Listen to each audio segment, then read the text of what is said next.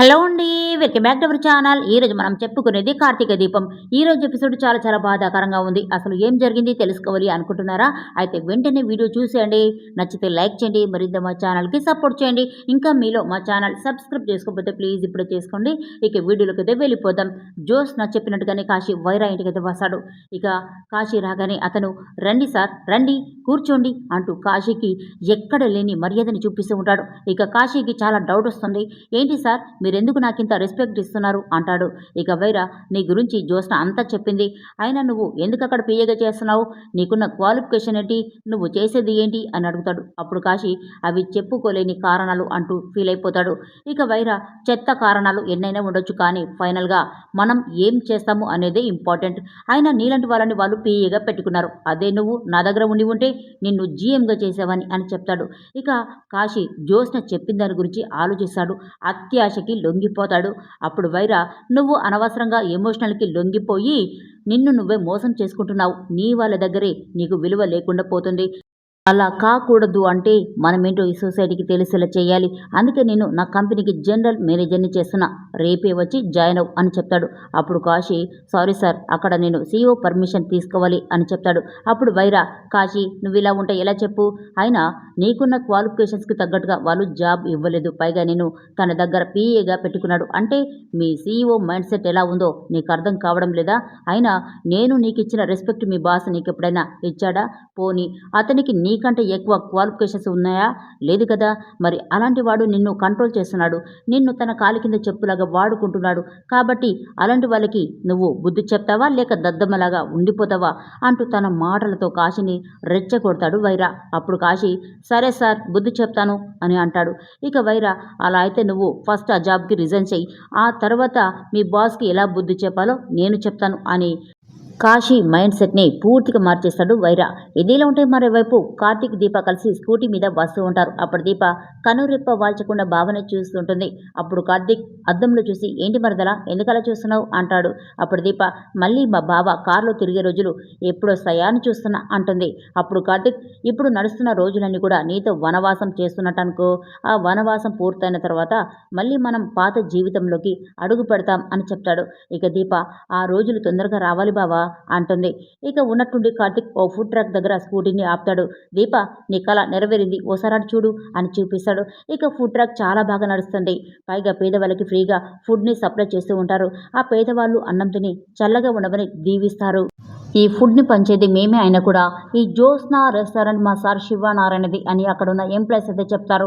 ఇక తిన్నవాడు ఆ కుటుంబం చల్లగా ఉండాలి అని దీవిస్తాడు. ఇదంతా చూస్తూ ఉన్న దీప చాలా హ్యాపీగా ఫీల్ అవుతుంది. బావా ఇదంతా చూస్తూ ఉంటే వాళ్ళ కడుపే కాదు బావా నా కడుపు కూడా నిండిపోయింది అని సంతోషంగా చెప్తుంది దీప. అప్పుడు కార్తీక్ ఈ ఐడియా నీదే కాబట్టి వాళ్ళ దీవెనలన్నీ నీకే దీప అని చెప్తాడు. అప్పుడు దీప నేను ఐడియానే ఇచ్చాను బావా, కానీ నువ్వు దాన్ని అమలు చేసావు. పాపం మామయ్య గారు దీనికోసం ఎంత కష్టపడ్డారో అని చెప్తుంది. అప్పుడు కార్తీక్ ఇంతకీ కాశీ ఎక్కడా అని చూస్తాడు, కానీ తను మాత్రం కనిపించడు. ఇక తన మీద చాలా డౌట్ వస్తుంది కార్తీక్కి. అప్పుడు దీప కాశీ వేరే చోటికి వెళ్ళాడేమో అంటుంది. ఇక నిజమే అనుకుని ఇద్దరు అక్కడ నుండైతే వెళ్ళిపోతారు. ఇదిలో ఉంటే మరోవైపు వైరా కాశీ ఎందుకు ఆలోచిస్తున్నావు, సరే నీకు క్లారిటీ ఇస్తాను అని చెప్పి జ్యోత్స్నకి కాల్ చేశాడు. జ్యోత్స్న గారు ఇక్కడికి కాశీ వచ్చాడు, నేను చెప్పింది ఈ యంగ్ మ్యాన్కి అర్థం కావడం లేదు, మీరైనా చెప్పండి అని ఫోన్ని కాశీకి ఇస్తాడు వైరా. అప్పుడు జ్యోత్స్న కాశీ వైరా గారు నీకు ఏం ఆఫర్ ఇచ్చారు అని అడుగుతుంది. అప్పుడు కాశీ GM పోస్ట్ అని చెప్తాడు. అప్పుడు జ్యోత్స్న చూసావా నీ అక్క పవర్, నీకున్న టాలెంట్కి మీ మావయ్య గారు నీకు PA పోస్ట్ ఇచ్చాడు, కానీ నేను నా దగ్గర అవకాశం లేకపోయినా కూడా వేరే కంపెనీలో నీకు GM పోస్ట్ ఇప్పించాను.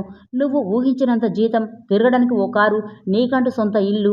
ఇక నువ్వు ఎవరి కొంపలను తల దాచుకొని బతకాల్సిన అవసరమే లేదు. ఎవరి దగ్గర చేతులు కట్టుకొని నిల్చవలసిన అవసరం లేదు తమ్ముడు. ఎవరికో డ్రైవర్గా పనిచేయాల్సిన అవసరం లేదు. కానీ ఒకటి చెప్తాను గుర్తుపెట్టుకో, నీకు రాని నాకు రాని ఒక్కరే. దాసు బాబాయ్ అంటే నాకు అభిమానమే, కానీ దాసు బాబాయ్ కూడా మా ఫ్యామిలీ అంటే ప్రాణం. ఇప్పటి వరకు జరిగిందేదో జరిగిపోయింది. ఇక మీదట మాత్రం మనం ఒక యూనిటీగా ఉండాలి. నీ స్థాయికి తగ్గ పొజిషన్లో నువ్వు ఉండాలి తమ్ముడు. అందుకే నువ్వు GM పోస్ట్కి సరేనండి చెప్పు అంటూ 4 మంచి మాటలు చెప్తూ ఉంటుంది జ్యోత్స్న. ఎందుకంటే తనకి అవసరం ఉంది కాబట్టి. ఇక కాశీ ఇదంతా నిజమే అనుకుంటాడు. ఆ తర్వాత వైరా, ఏంటి యంగ్ మ్యాన్ కన్విన్స్ అయ్యావా? సరే, నీకు జాయినింగ్ బోనస్ కింద 10,00,000 ఇస్తాను, నీకు ఓకేనా అని అడుగుతాడు. ఇక కాశీని ఏం మాట్లాడకుండా చేస్తాడు వైరా. పైగా నువ్వు చేయాల్సినవి రెండే రెండు. ఒకటి, నిన్ను తక్కువగా చూసిన మీ బాస్ మీద రివెంజ్ తీర్చుకోవాలి. ఆ ఛాన్స్ నేను నీకు ఇస్తున్నా. రెండోది, అక్కడ జాబ్ రిజైన్ చేసి నా కంపెనీలో జాయిన్ అవ్వడం. ఇదంతా నీకు ఓకేనా అని అడుగుతాడు. ఇక కాశీ ఏం ఆలోచించకుండా ఓకే సార్ అని చెప్పేశాడు.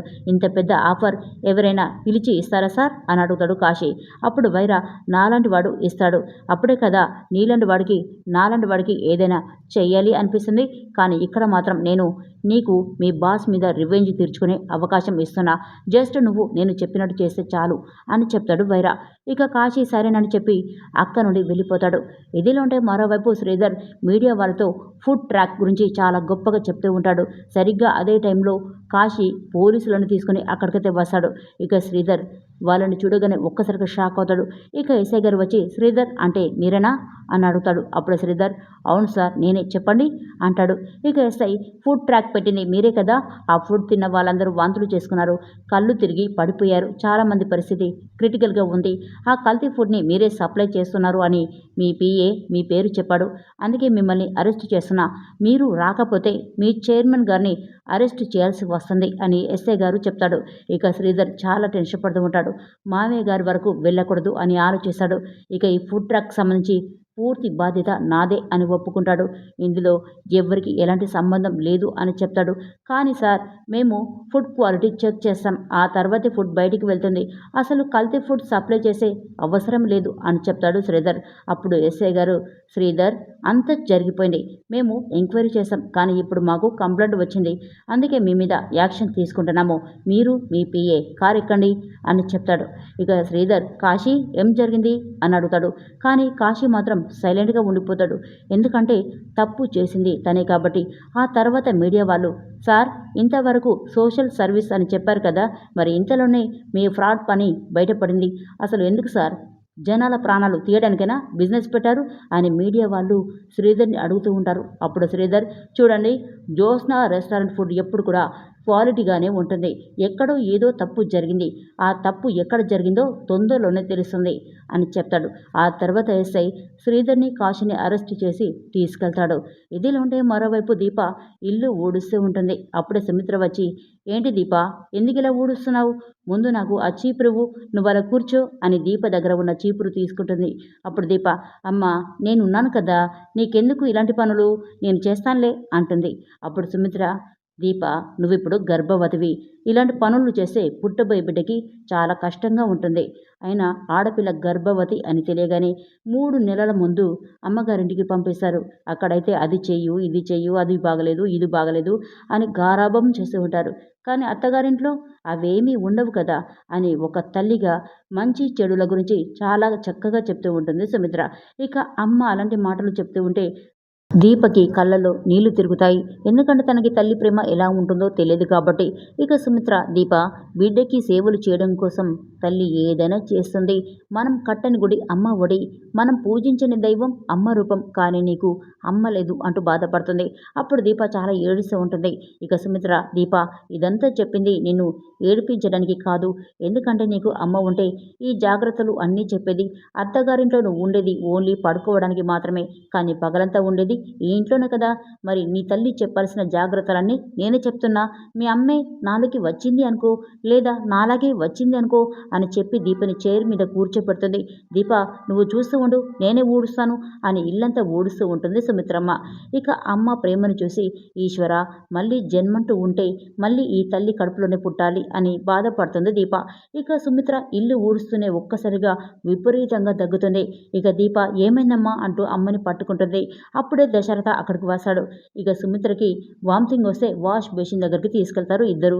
ఇక అక్కడ సుమిత్ర బ్లడ్ వామిటింగ్ చేసుకుంటుంది. అది చూసి దీప, దశరథ ఒక్కసారిగా షాక్ అవుతారు. ఇక సుమిత్రని నోరు కడుక్కోమని చెప్తాడు దశరథ. తర్వాత సుమిత్ర, ఎందుకనండి ఉన్నట్టుండి విపరీతంగా దగ్గొచ్చింది అంటూ బాధపడుతుంది. తర్వాత దశరథ సుమిత్రని ఆరు బయట ఊయలలో కూర్చోబెడతాడు. నీకేం కాలేదు సుమిత్ర, నువ్వేమీ బాధపడకు అని తనకి ధైర్యం చెప్తాడు. వెంటనే దీప దగ్గరికి వస్తాడు. అప్పుడు దీప, అసలు అమ్మకి ఎందుకు రక్తం పడింది, అమ్మకి ఏమైంది అంటూ చాలా భయపడిపోతుంది. అప్పుడు దశరథ, అమ్మ దీప, ఈ విషయం ఎవ్వరికి చెప్పదు దీప, ముఖ్యంగా సుమిత్రకి తెలియకూడదు అని చెప్తాడు.